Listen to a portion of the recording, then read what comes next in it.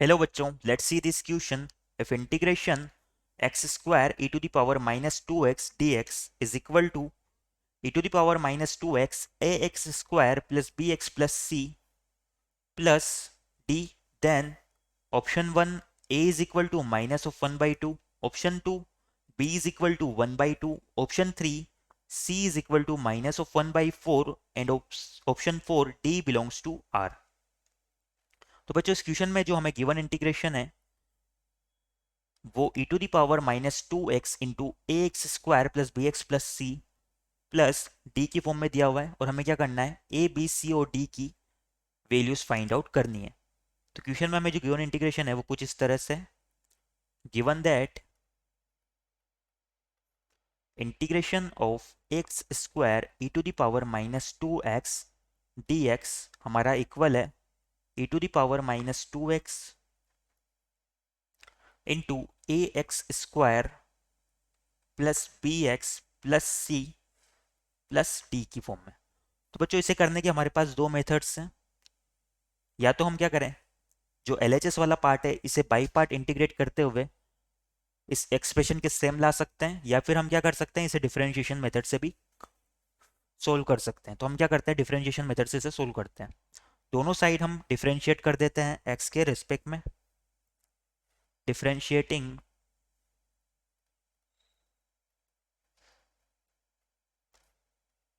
Both sides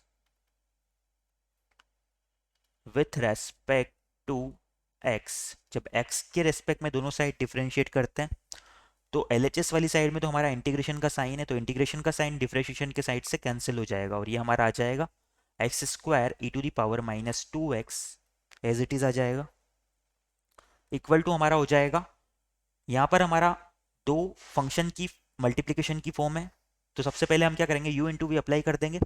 तो e to the power minus two x का हम एज इट इज रखते हैं और जो ब्रैकेट वाला पार्ट है इसका डिफरेंशिएशन करते हैं तो ये हो जाएगा two a x plus B.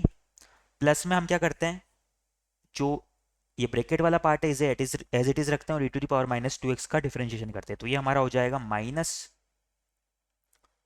To e to the power minus two x और हमारा ब्रैकेट वाला part a x square plus b x plus c ये एज इट इज आ जाएगा. और प्लस में जो डी है इसका डिफरेंशिएशन हमारा क्या हो जाएगा, जीरो हो जाएगा. Now x square e to the power minus two x हमारा इक्वल आ गया. यहाँ से हम क्या करते हैं, e to the power minus two x को कॉमन ले लेते हैं और ब्रैकेट में हम क्या करते हैं, एक्स स्क्वायर एक्स और कॉन्स्टेंट टर्म को अलग अलग कर लेते हैं. तो यहाँ से हमारा एक्स स्क्वायर का कोफिशिएंट आ रहा है माइनस टू ए, तो ये हो जाएगा minus to a x square.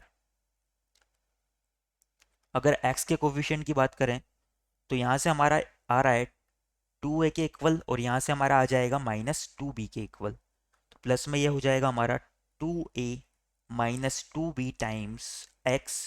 और अगर कांस्टेंट टर्म की बात करें तो यहाँ से हमारा b आएगा और यहाँ से हमारा माइनस ऑफ टू सी आएगा. तो ये हो जाएगा b माइनस टू सी. अब बच्चों हम क्या करते हैं, एलएचएस और आरएचएस में एक्स स्क्वायर एक्स और कांस्टेंट टर्म को कंपेयर कर लेते हैं. कंपेयरिंग कोफिशिएंट्स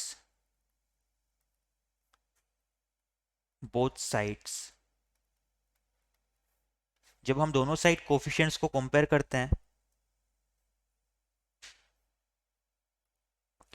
तो यहां से हमारा एक्स स्क्वायर का कोफिशिएंट एलएचएस वाली साइड में तो e to the power minus two x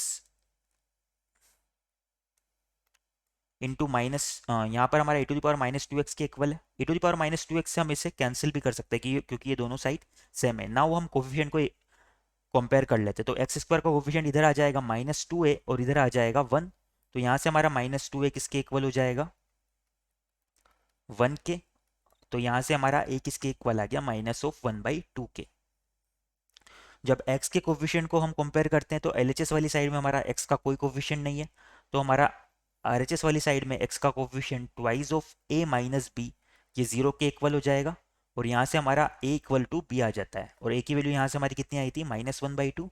तो हमारे b की वैल्यू भी -1/2 आ जाएगी। जब हम कांस्टेंट टर्म को कंपेयर करते हैं तो LHS वाली साइड में कांस्टेंट वाला टर्म भी कोई नहीं है, तो यहाँ से हमारा b-2c भी क्या आ जाएगा, 0 के इक्वल आ जाएगा। और यहाँ से हमारा c इक्वल आ जाएगा b/2 के, यानी कि हमारा c फाइनली किसके इक्वल आ गया, -1/2/2, यानी कि -1/4 के। और अगर d की बात करें तो d की कोई भी वैल्यू हो यहाँ पर उससे कोई फर्क नहीं पड़ रहा है, यानी कि d बिलोंग्स टू हमारा क्या हो जाएगा, r हो जाएगा। तो एक बार हमारे ऑप्शंस देख लेते हैं हम। तो इस क्वेश्चन के रिगार्डिंग हमारा option A equal to -1/2, option 3 C equal to -1/4 and option 4 D belongs to R correct हो जाएगा। Our final answer are options 1, 3 and 4. I hope you understand it well. Best of luck.